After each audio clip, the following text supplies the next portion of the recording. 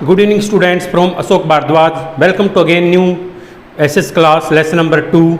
Student, in this class I will discuss with you some most important question. I will discuss with you some most important point of related with lesson number 2. So let us start, don't waste time. Now look at the first point. Globe, जैसे कि मैंने बताया था globe हमारी पृथ्वी का छोटा वह सही रूप है।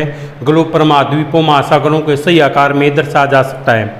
तो ग्लोब को दो बराबर भागों में बांटने वाली काल्पनिक रेखा को विषुवत कहा जाता है। जो ग्लोब को दो बराबर भागों में काल्पनिक रेखा होती है जो बांटती है, उसको क्या नाम दिया गया है? विषुवत का नाम दिया गया है। सेकंड पॉइंट देखो भाई, पृथ्वी के उत्तर में स्थित आधे भाग को उत्तरी गोलार्ध और दक्षिण में स्थित आधे भाग को, पृथ्वी के जो उत्तर दिशा में स्थित जो आधा भाग स्थित है, जो पृथ्वी के नॉर्थ साइड में स्थित जो हाफ पार्ट है उसको उत्तरी गोलार्ध और नॉर्थ में और साउथ साइड में दक्षिण दिशा में स्थित जो आधा भाग है उसको क्या कहा गया है? दक्षिणी गोलार्ध का नाम दिया गया है। पॉइंट नंबर थर्ड, पृथ्वी पर जो काल्पनिक वृत्त है वह विषुवत रेखा के द्वारा बनाया गया है। जो काल्पनिक पृथ्वी के ऊपर एक वृत्त बना हुआ है, उस वृत्त को किसके द्वारा?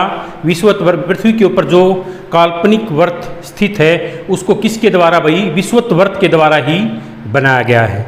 पॉइंट नंबर फोर्थ, विषुवत वृत्त से ध्रुवों तक जितने भी समांतर वृत्त स्थित हैं उनको अक्षांश रेखा, देखो विषुवत वृत्त से ध्रुवों तक, उत्तरी ध्रुव और दक्षिणी ध्रुव हैं, जितने भी समांतर समान वृत्त एक वृत्त स्थित हैं उनको क्या कहा भाई? उनको अक्षांश रेखाओं का नाम दिया गया। जैसे कि हमारे लेसन का नाम है ग्लोब अक्षांश व देशांतर, कि भाई पृथ्वी पर विषुवत वृत्त से ध्रुवों तक जितने भी समान इक्वल वृत्त स्थित हैं उन सभी को अक्षांश रेखाओं का नाम दिया गया है। पॉइंट नंबर 5, विषुवत वृत्त शून्य अंश अक्षांश को दर्शाती है। जो विषुवत वृत्त है भाई किसको भाई? शून्य अंश यानी 0 अंश अक्षांश को दर्शाती है या दिखाती है। Clear?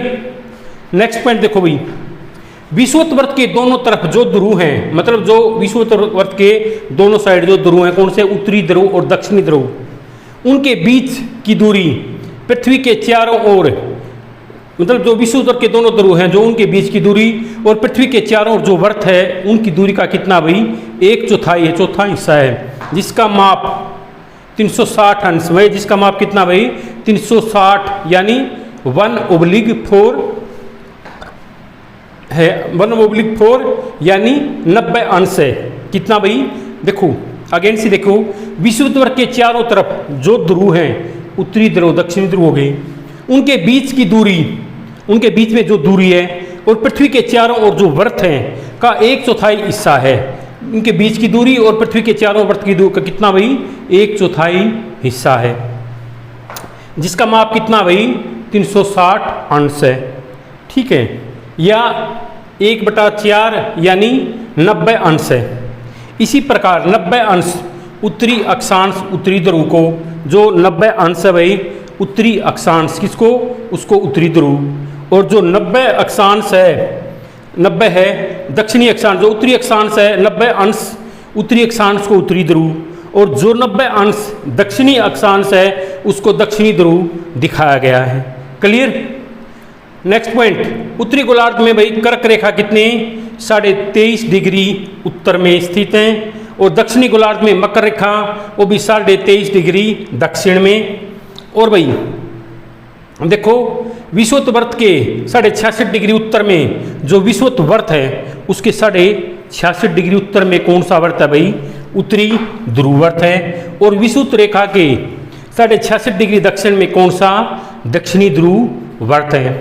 Students, I hope you have enjoyed today's class. इस लेसन से रिलेटेड फ्यू पॉइंट्स मैंने आपके साथ डिस्कस किए। So I hope you have enjoyed today's class. Meet you tomorrow in next class with some most important point of related with lesson number 2. Please write down your view in comment box. How did you like today's class? So student, today's class indeed here. Thanks for this cooperation. Meet you tomorrow in next class with some most important point of related with lesson number 2. जय हिंद, जय भारत, जय हरियाणा।